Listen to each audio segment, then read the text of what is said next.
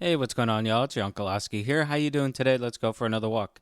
You know, I'm getting just super tired because I'm going through some inventory, yada yada. You know how it is, right? If you're a working adult, every so often you go over your bills, your checks, all that stuff. You budget. You review your finances. You see what's up, right? And it's not a new thing, obviously, but just like really looking over everything, it's just insane how much we spend on our bills per month. Like it it's insane. Like our bills are eating our paychecks alive, dude. Like, you know, I'm not making chump change over here. Like I don't want to be like a jerk about it, right?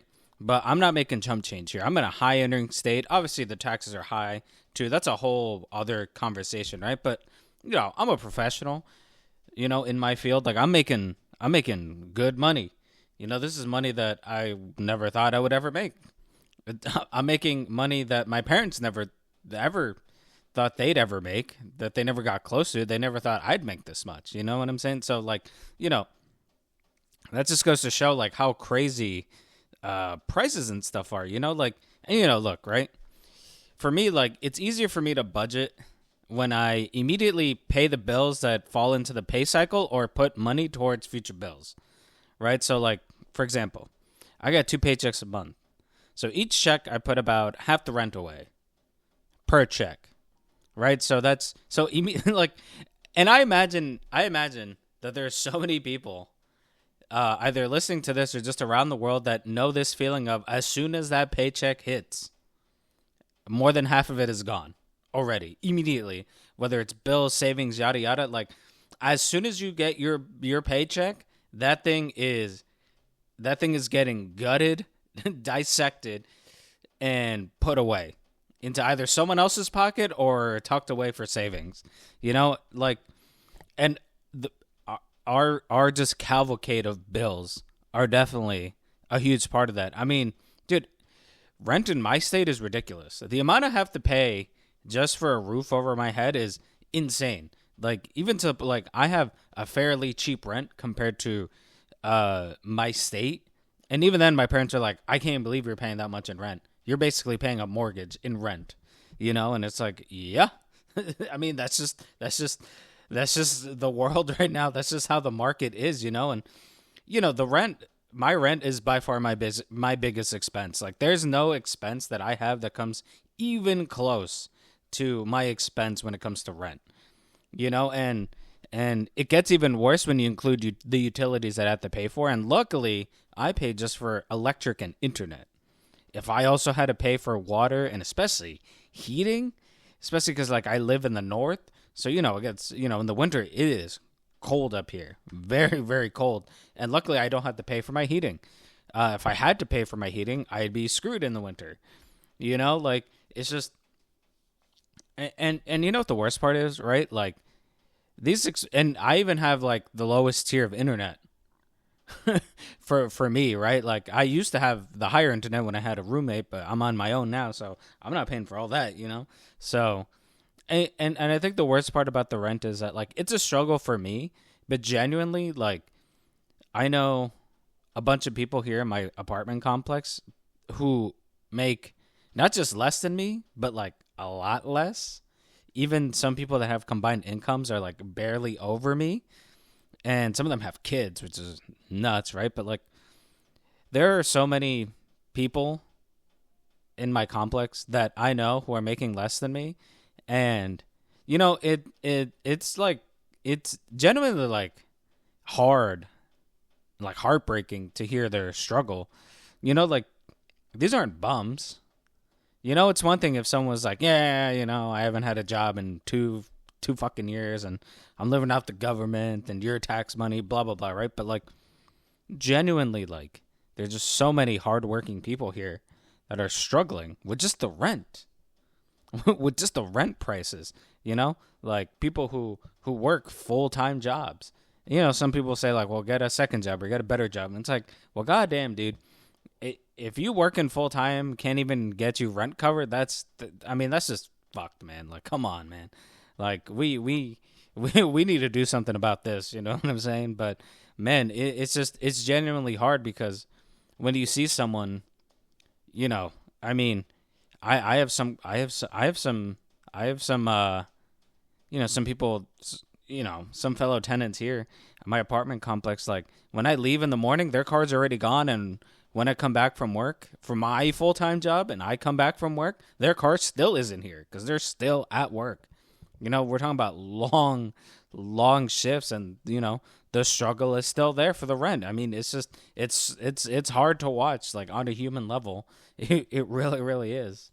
And unfortunately, while my rent is my highest expense, it is far, far from my only expense. Like, another thing that's really, really killing me is my car payments, man. My car payments. And, we live in a very car centric society here in America. Like, very, very car centric. Like, unless you are in, like, a city that is super, like, has great public transportation, is walkable, yada yada, you need a car. Not only do you need a car, but your spouse needs a car. And if your kid's at a certain age, your kid needs a car. Shit, you both might need a car and then have an extra car. It's just having a car is a necessity. You need one. It's impossible to really get by and not have one. So, thankfully for me, my car payment is almost done, but that doesn't erase how much cost I've eaten the last 4 or 5 years to pay off this car. It really, like I said, thankfully I'm about to finish, but oh my God, the amount of money that I've thrown away for this car that I have, and add car insurance on top of that. Oh my God, bro. Adding the car insurance on top of that, dude, honestly, with just the car payments, with the car insurance, with my rent, and with the utilities for my apartment, like, I'm out most of my money. That is so much of my money with just these two things, and then their utilities. And dude, I got lucky. Because when I bought my car, like, interest rates were pretty low. Like, these dealerships were desperate to sell these cars because it was right after the pandemic, and people were like, we need to get these cars the fuck up out of here. So I got lucky. I got a pretty good deal on mine. Like, my sister who just bought a car, oh my God. She has dude, the price is now monthly along with the interest now. Dude, I'm not buying another car for at least a half decade. There's no way you're going to see me in a car dealership buying another car, before 2030. There's no way that's going to happen. And the worst part is with the car is, what's worse is, like, all the other stuff you have to pay for too. Like doing your oil changes. Luckily at my car dealership, I get the car inspection for free. You got to buy wiper fluid. You got to buy all this stuff for your car washes. And don't even get me started on gas prices. I mean, the gas prices right now, and ever since, March, we all know why. I'm not going to say it here, but we all know why the gas prices have been so fucked. I mean, it was at a point with the gas prices where I was just like, I don't want to go anywhere. Like, I'm someone who, I love visiting back my old hometown. It's about 4 hours. My car's pretty good on gas mileage, but I stopped going because it was just costing way too much money. When the gas prices get this high, like, even just commuting to work becomes a loss, let alone, oh, there's a nature trail I want to go 45 minutes from here. I'm not doing that. I can't afford it. It costs me too much money. You start staying in more because you're like, I can't even afford to go out because the gas is so goddamn high. And it just becomes it's just a circus. It's just a circus act. Like I said, thankfully I'm almost done paying off my car, but all the other stuff is about to get more expensive and is getting more expensive. But at least I'll be saving 400 to 500 a month now that I'm almost done paying off this goddamn car. I love my car, but good God, has it cost me a lot of money. And honestly, when it comes to bills, though, the biggest wild card is obviously groceries. I mean, my God, grocery prices and their various price changes are killing my budget. Like I tend to buy the same stuff over and over. I have a very consistent diet when I'm locked in. All right, when I'm locked in. It's a bit different sometimes when I go to the grocery store. I'm a little hungry. I make bad decisions. I buy stuff that I shouldn't. Right? I buy the foods that I know are going to, destroy my calorie count and, yada, yada, yada, right? Whatever, right? But generally, I tend to eat the same things over and over. So when the price changes, it's very noticeable for me and it hurts every single time. And you know what the worst part is? I'm trying to eat cleaner. I'm trying to cut down some weight. By some weight, I mean a lot of weight. So, I'm trying to eat cleaner. I'm trying to eat less processed foods, trying to eat more meats, more vegetables, more fruits, right? And my God, how we're punished via our wallet for the crime of trying to eat cleaner. I mean, good God. The prices for fruit, the prices for vegetables, the prices for beef. God damn, son. Like I said, I mean, it's like we're being punished for trying to eat better. There's a reason why there's so much crap food out there because it sells so much better because it's so cheap. And the worst part of all this is that even the crap food is starting to get pricey. You know how fucked that is? Like, it's gotten to, like, I mean, what are we supposed to eat? What are we even supposed to eat now?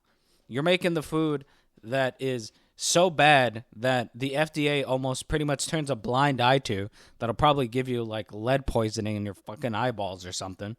And pretty soon it'll get to the point where you can't even afford that. You can't even afford that, dude. So what the hell are we supposed to be eating? And you know what the worst part is?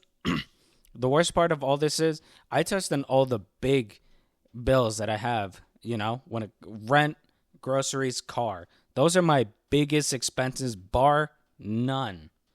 And all their ancillary or whatever. I don't even know what word I'm trying to say, but all the stuff that goes along with it, like for car, gas, you know what I mean. You've listened to me for the last like 12 minutes talk about it. I don't know why I'm recapping it for you. But I didn't even touch on like the bills that are for stuff that you enjoy. And that's the worst part about all this, right? I didn't touch on the streaming subscriptions. I didn't touch on the subscriptions that a lot of us have for the gym. I didn't touch on like hobby bills that you might have to pay, like I don't know, like certain licenses that you need for certain bills, or like parking passes. I have to get a parking pass for my hiking trails. Certain state passes so I can park for free. And I think and the worst part of it is, right, is that all these bills, all these expenses leave me with so little money for me to live my life enjoyably. Like, I pay all this and I'm able to live because I pay all of these, but to actually live a fun, like happy life, I don't even get that with this. And it's very like first world problems. Like, I get that. Like, trust me, I grew up poor. I get it. Trust me, sometimes a good life is just being able to pay all these things. I get that. But this is coming from my perspective as someone who makes good money, decent money. And there's more to life than just surviving for a lot of us. Like, God forbid I try to do something for myself or save more money for the future than just the scraps that are left over after I pay for all this stuff. Like God forbid I have money to buy stuff for my niece or travel or, go out to eat every once in a while. Like it gets to the point where it's just like I'm paying all this money just to live and I don't even get to enjoy it. You keep living so you can keep paying these bills. And it's just a terrible way for us to all be living. And, unless you're part of the Lucky Sperm Club and, mom and dad have a bunch of money and stuff like that, like, this is the life for most of us. This is it for most of us. This is as good as it's probably going to get. and that's so messed up. And it's even worse when like it's even worse because I see I have a couple friends who, and this applies to my brother and my sister-in-law. Like they both make good money. They both make. Let me stress it. They make great money. They make money that I can only dream of making, and then they have that together in a household, and they're still struggling. It's insanity. It's so insane. Like these bills are just eating our lives up, dude. It's messed up. It's fucked. You've heard me rant over the last 15 minutes. It is what it is.